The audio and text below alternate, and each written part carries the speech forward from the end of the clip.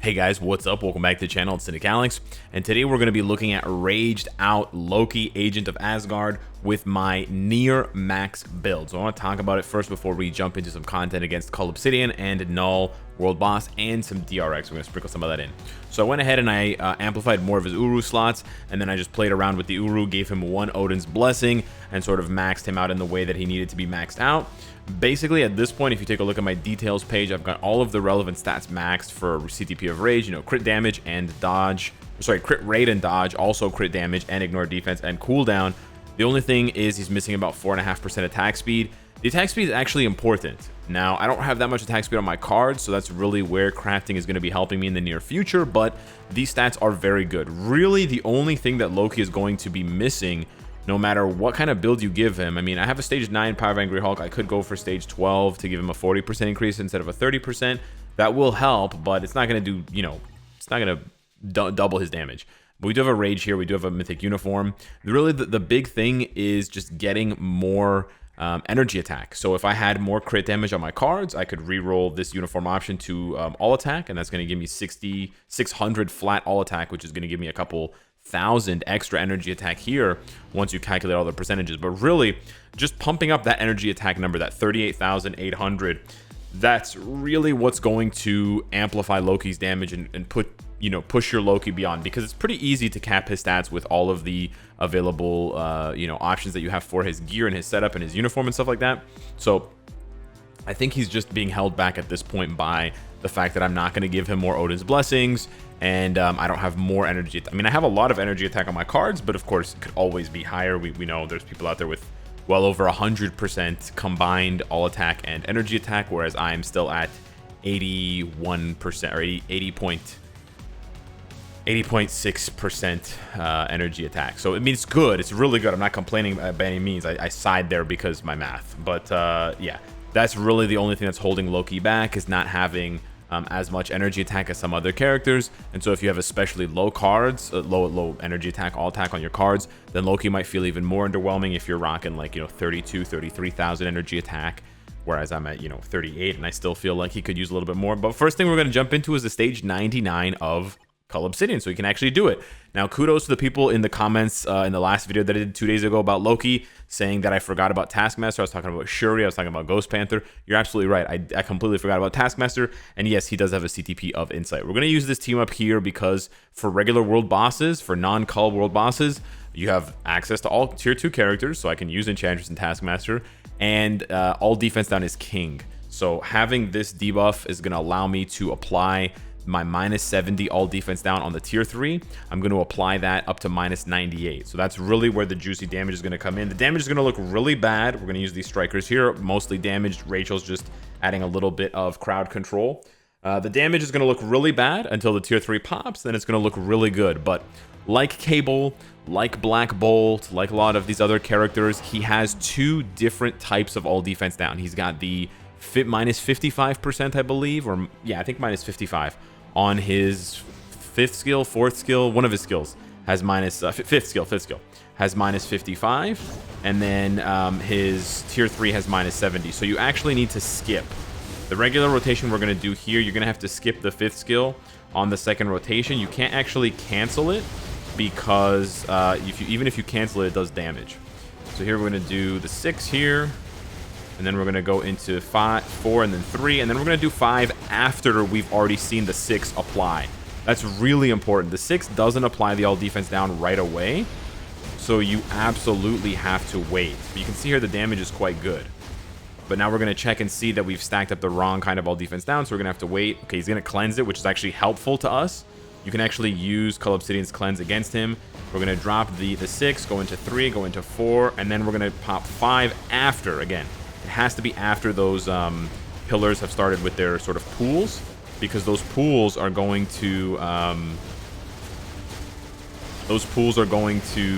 apply the -70% all defense down.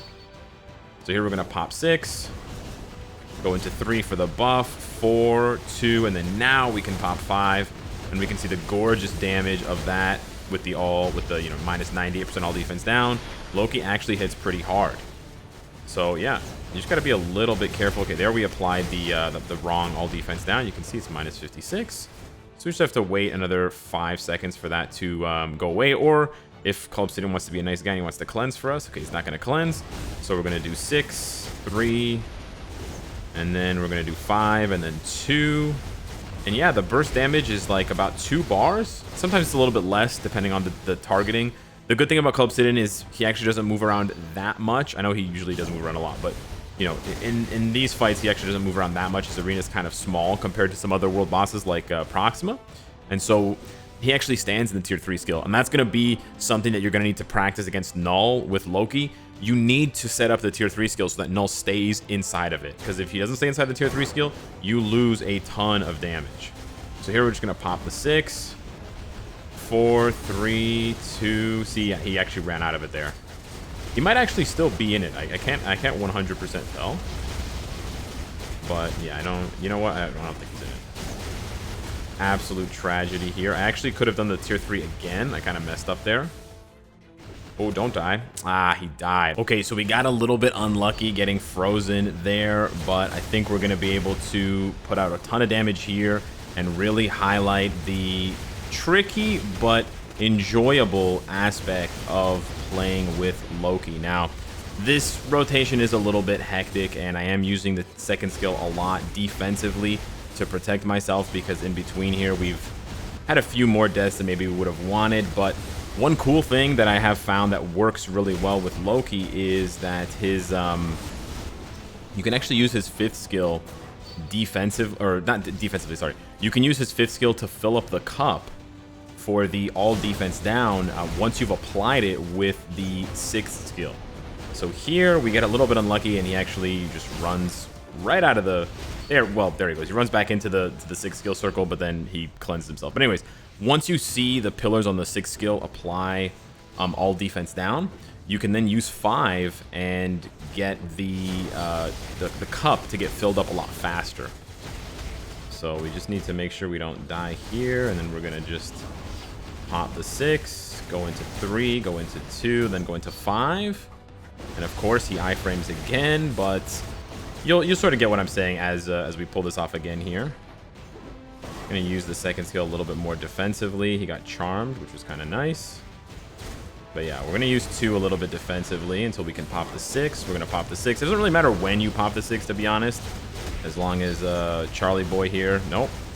He's like refusing to stay still, 1, which is going to matter for Null. So it's actually, it's good that we're having this problem here because it matters more against Null. It doesn't matter as much here against him, but you like, you know, other stationary tier 3s, you need the boss to stand in the tier 3, and that's why you're going to do damage. He doesn't have a tier 3 that follows you around, and so because of that, you actually want the boss. So if you can apply any kind of charm or any kind of ability that will root.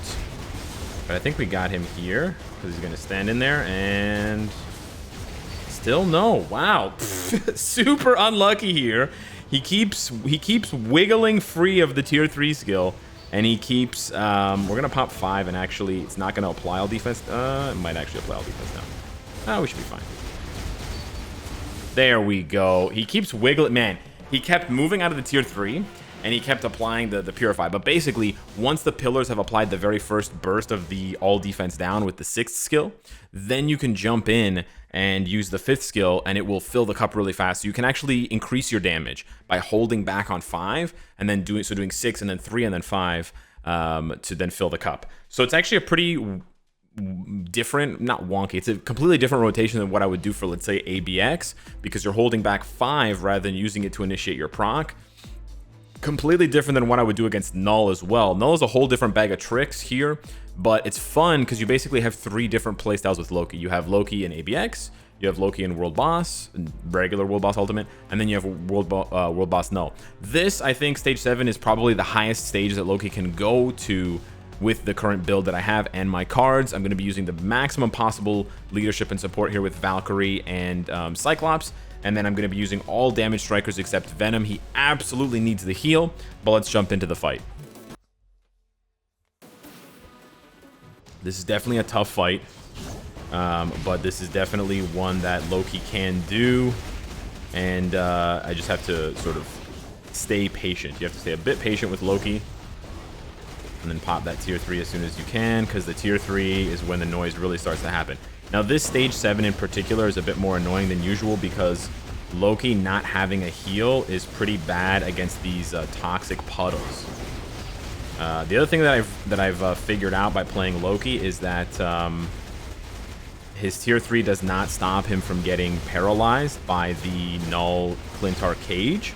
So you can't rely on it like you can for other tier 3s to sort of, you know, the get out of jail free card. That doesn't work.